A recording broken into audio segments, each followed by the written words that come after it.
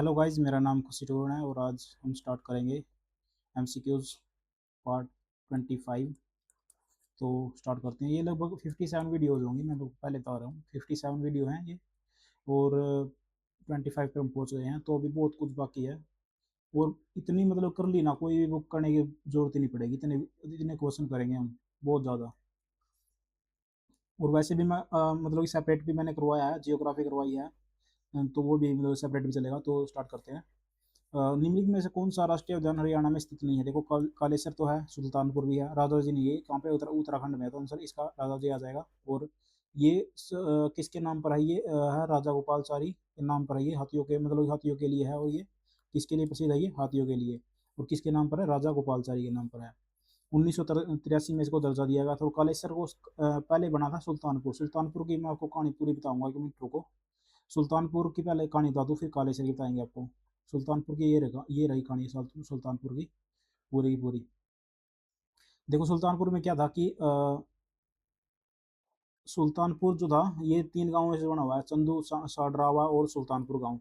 ये है मतलब गुरुग्राम के ही फरुखनगर तहसील। और क्या नाम था? देखो यहाँ पे 1971 में क्या हुआ कि उस इंदिरा गांधी ने इसको पीटर जैक्सन था, ये पीटर जैक्सन को कहा भेजा था, मतलब कि गुरुग्राम इनके क्षेत्र में भेजा, मतलब गुरुग्राम वगैरह वाड़ी। तो उसने पाया कि वहाँ पे वही जो वहाँ की जो मिट्टी है वो साल्टी है।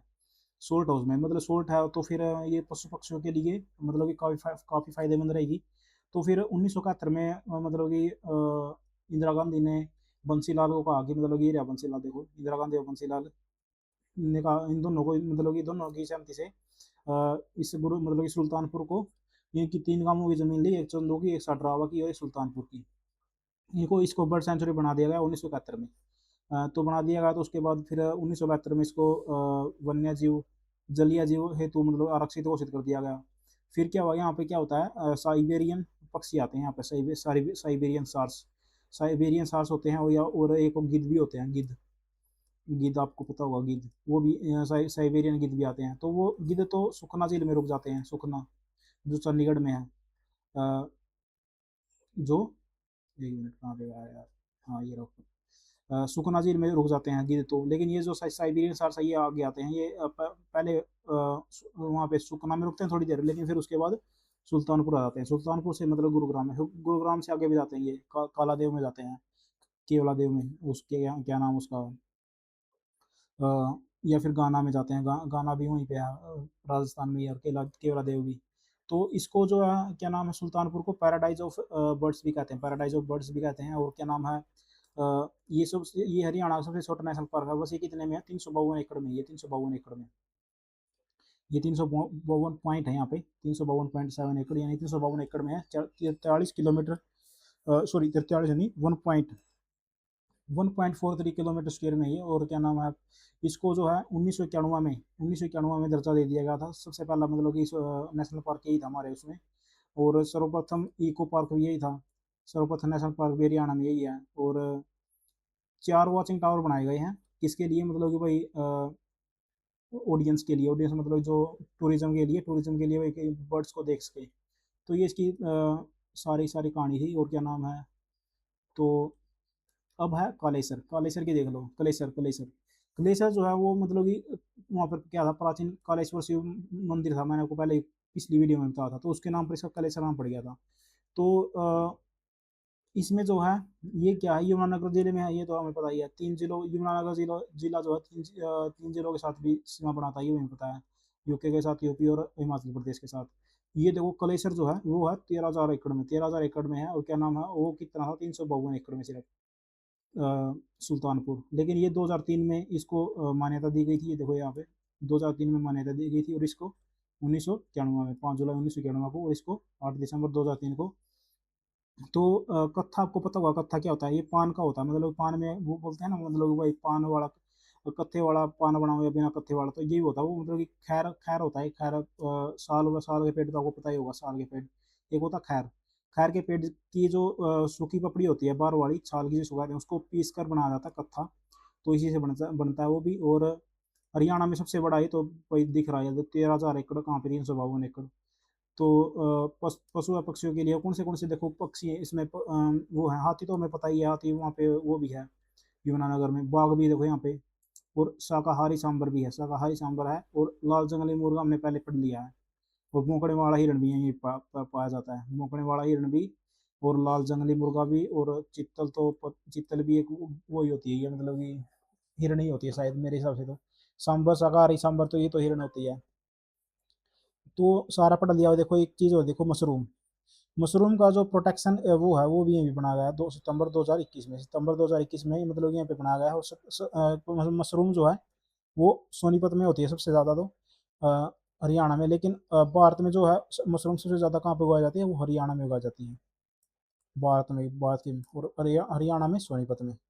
तो ये भी देख लिया हमने। आगे चलते हैं। सड़क यातायात सुरक्षा के लिए संयुक्त राष्ट्र ग्लोबल फोरम ने सड़क दुर्घटनाओं के कारण होने वाली मौतों और चोटों को कम करने के लिए हरियाणा पुलिस की पहल की सराहना निम्न में से किस पर की है। देखो हमारे ऊपर, हमारे यहाँ पे क्या है, नेशनल हाईवे 44 है, ये जो मतलब कि वहाँ से चलता है, मतलब कि यमुना, क्या नाम है, अम्बाड़ा से, अम्बाड़ा, पिपली, कुरुक्षेत्र, करनाल, पानीपत, ऐसे क्या नाम है फिर, कुंडली, राय, इनके होते हुए मतलब कि दिल्ली में प्रवेश करता है, और वहाँ से फिर आगे भी जाता है, ये फरीदाबाद, पलवल में कोलीकट जाता है, 7 जिलों में भी बहता है ये, 7 जिलों, कहीं पे लिखा होगा यहाँ देखो, 7 जिलों, यहाँ 7 जिले यहाँ आगे। और हरियाणा में ये 257 किलोमीटर है। भारत का सबसे लंबा यही है मेरे हिसाब से तो, हाँ भारत का सबसे लंबा देखो यही है। और कन्याकुमारी, श्रीनगर से कन्याकुमारी था, श्रीनगर कहाँ पे है, ये है श्रीनगर तो जम्मू कश्मीर में, कन्याकुमारी तमिलनाडु में है, सॉरी केरल में होगी, या फिर देख केरल या तमिलनाडु एक में है, मेरे हिसाब से तो तमिलनाडु में है कन्याकुमारी। अ, कन्याकुमारी जो है तमिलनाडु की है। और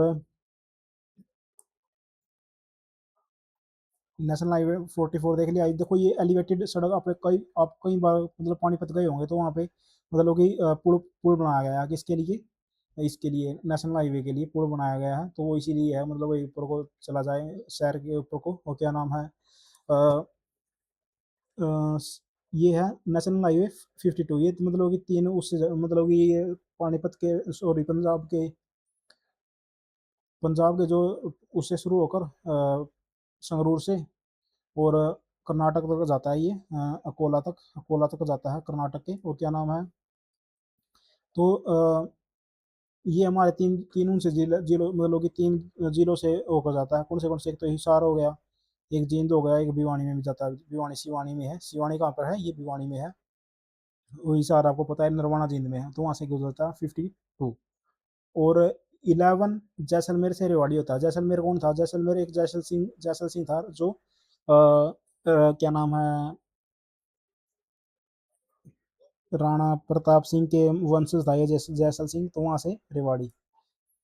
और ये देखो 907 है ना, 907, ये मतलब क्या होते हैं ये, जो जैसे अब एक ऐसे कर दूं मैं, 1 2 3 ये 4, जो वन संख्या होगी, या फिर दो दोहरी संख्या, दो अंकों वाली, तो वो तो नेशनल हाईवे है।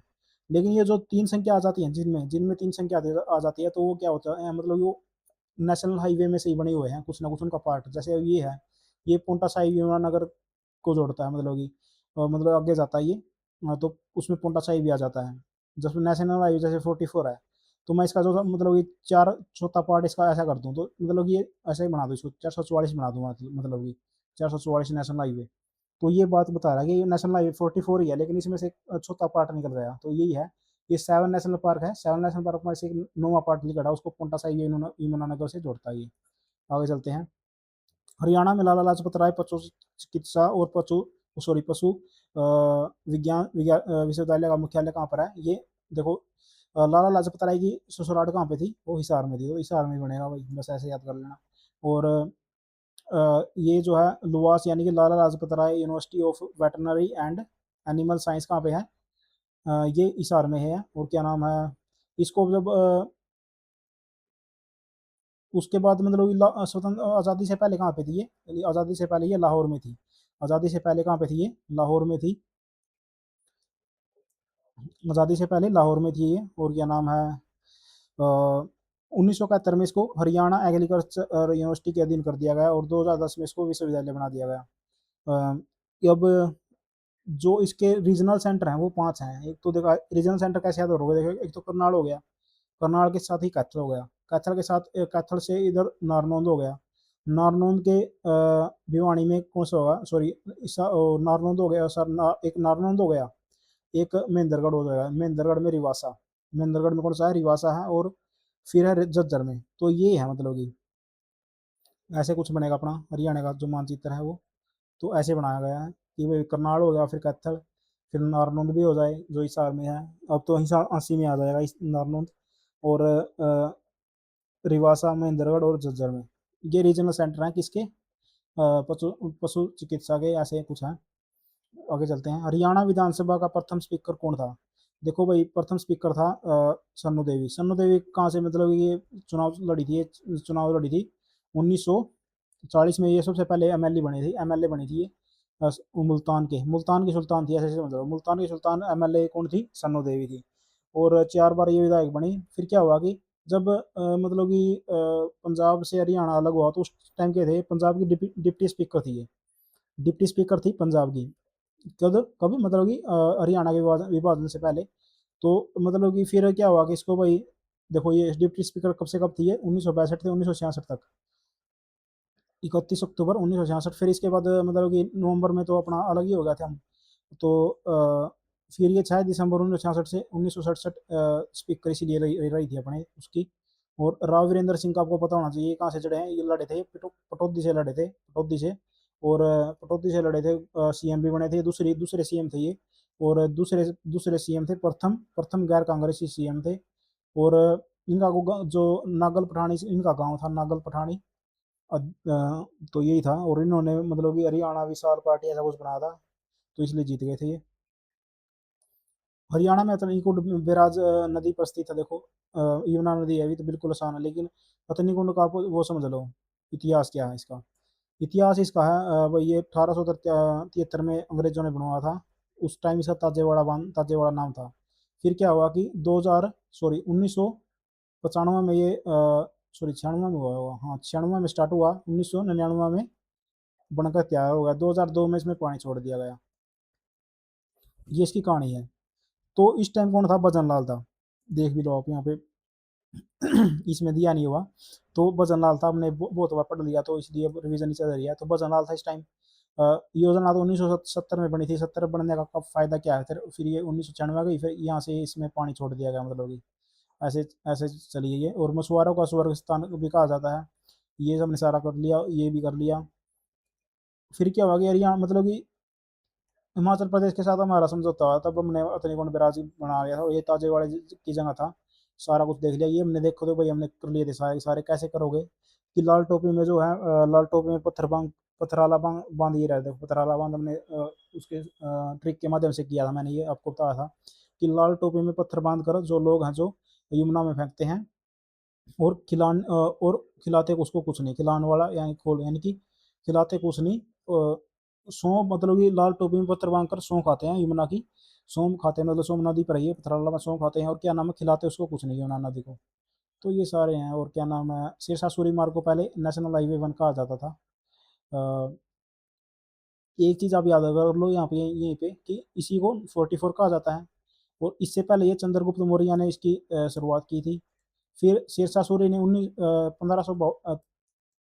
1543 में शायद, या 1542 में, 1542 में शेरशाह सूरी ने इसको मतलब कि बंगाल के, ये पेशावर से लेकर और चटगांव तक हमने देखा था। ये चटगांव किसका था, वेस्ट बंगाल का, तो वहाँ तक लेकर लेकर गया था ये। निम्नलिखित में से हरियाणा की भैंस कौन सी है जिसकी को वार्ता काला सोना कहा जाता है, मुर्रा भैंस। ये ऐसे का, इसकी एक कहानी भी है, जिसके घर काली उसके घर दिवाली। और नीली नीली रावी, देखो रावी नदी कहाँ पर है, पंजाब में। तो ये ऐसा इसका मतलब ये है कि ये पंजाब में मिलेगी, और पंजाब में इसको मोंटा गोमरी मतलब मोटी गोबरी जिसकी हो भाई, ऐसा कर लो, ये मोटी गोबरी जिसकी हो, मतलब ये रावी नदी आपको याद ही रहेगी यार।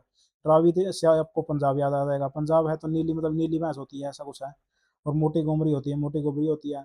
और ये 10 महीने दूध देती है भाई, क्या नाम है इसका, मुर्रा भैंस। मुर्रा भैंसा जो मोजरेला, इसके मुर्रा के जो मुर्रा भैंस के दूध से जो पनीर बनता है मोजरेला, भाई मोजरेला मतलब मोज हो जाती है, ऐसे कर लो, मोज हो जाती है। और नागपुरी का तो भाई क्या नाम है, महाराष्ट्र में, नागपुर तो महाराष्ट्र में है, तो नागपुरी महाराष्ट्र में मिलेगी, और सुरती सूरत में मिलेगी, सूरत जो गुजरात है। तो हमने सारा कर लिया। और क्या नाम है, नग्गल गांव देखो। निम्नलिखित में से किस नगर में हरियाणा सरकार ने एक राष्ट्रीय रोग नियंत्रण केंद्र स्थापित करने की योजना बनाई है? देखो ये कोरोना के बाद स्टार्ट हुआ है, और अम्बाड़ा में मतलब ये कहा कि वो जो है मतलब कि ये रोगों का पता लगाएंगे, रोग रोग नियंत्रण मतलब कि भाई रोग नियंत्रण केंद्र बनाएंगे। और ये नग्गल गांव में है कि नोगल, नोगल कोई गल नहीं। अब तो हम जो है अम्बाड़ा में रोग नियंत्रण का वो बनाने जा रहे हैं, कोई दिक्कत नहीं हमें, कोई गल नहीं। हरियाणा राज्य में बाजार समितियों के अधीक्षण और नियंत्रण के लिए 1 अगस्त 1969 को निम्नलिखित में से किसकी स्थापना की गई? देखो बाजार समितियां कौन होती है? मार्केट कमेटी होती है शायद, मार्केट कमेटी होती हैं। और क्या नाम है, तो इनके लिए, इनके मतलब कि अधीक्षण और नियंत्रण के लिए तो क्या बनाएंगे हम? Haryana state agriculture marketing board ही बनाएंगे भाई, मार्केटिंग बोर्ड बनेगा। मार्केटिंग बोर्ड इसमें भी है, लेकिन यहाँ पे एग्रीकल्चर है, एग्रीकल्चर के लिए बनता था, सिर्फ के लिए क्यों बनाएंगे हम? तो ये याद रखना, marketing board, Haryana agriculture marketing board. और निम्नलिखित में से, निम्नलिखित में से क्या नाम है, निम्नलिखित में से किसे हाल ही में कौशल रोजगार निगम हरियाणा का मुख्य अधिकारी? देखो अब तो ये बदल गया हुआ, लेकिन ये हमें याद जरूर रखना है कि किसका अधिकारी, किसका, कौशल रोजगार निगम का मुख्य अधिकारी कौन है, ये हमें याद करना है करंट अफेयर में। हाँ एक चीज याद करनी है, देखो इसको भी हमें पता होना चाहिए कि भाई मार्केटिंग बोर्ड हमने किया था ना, उसका चेयरमैन कौन है फिलहाल। ये तो अब तो ये तो 2021 में होगा, लेकिन क्या है अब हमें ये सब पता करके जाना है मार्केटिंग बोर्ड का कौन है चेयरमैन, ये करंट अफेयर में, ये भी मैं करवाऊंगा आपको, करंट अफेयर भी। वर्तमान में हरियाणा में विधानसभा सीटों की कुल संख्या कितनी है? 90 है। ये तो याद ही रहेगा देखो, लेकिन ये चीज़ याद नहीं रहेंगी आपको। देखो 54 सीट थी, 54 में से 44 हमारी थी, ये जनरल की हैं, ये SC BC की हैं जो रिजर्व हैं। तो 54 थी शुरुआत में 1966 में, फिर 44 हो गई, फिर हमारे पास 66 हो गई 70 में, सॉरी 67 में ही हमारे पास 81 हो गई, सीधा 81 बढ़ गई 67 में ही, कितनी सीट हो गई? 81 हो गई। 81 में से हमारी 66 थी, 66 थी तो 15 बच गई। तो फिर 1990 में हमारे पास हो गई 17 तो उनकी हैं, 73 अपनी हैं, बस ये चीज़ है। और ये 2026 तक ऐसे ही रहेंगी भाई, यानी कि इस साल बदलेंगे ये। तो तो आप चैनल को सब्सक्राइब करो और लाइक करो। दो तीन कमियां दिखी है मैंने इन वीडियो में, एक तो मतलब कि जिलो जो मतलब कि 15 16 17 पार्ट मैंने ऐसे ही बना दिया, मतलब कि उनकी मैं अलग अलग वीडियो बनाऊंगा एक, और उसी वीडियो को मैं डिलीट कर दूंगा उसको मतलब कि अलग अलग वीडियो बनाऊंगा। वो ट्रिक से करेंगे भाई, ऐसा नहीं मतलब छोड़ दिया, क्योंकि जितनी बार हम रिवीजन करेंगे उतनी बार हमारी चीज़ें पक्की होंगी। Thank you guys.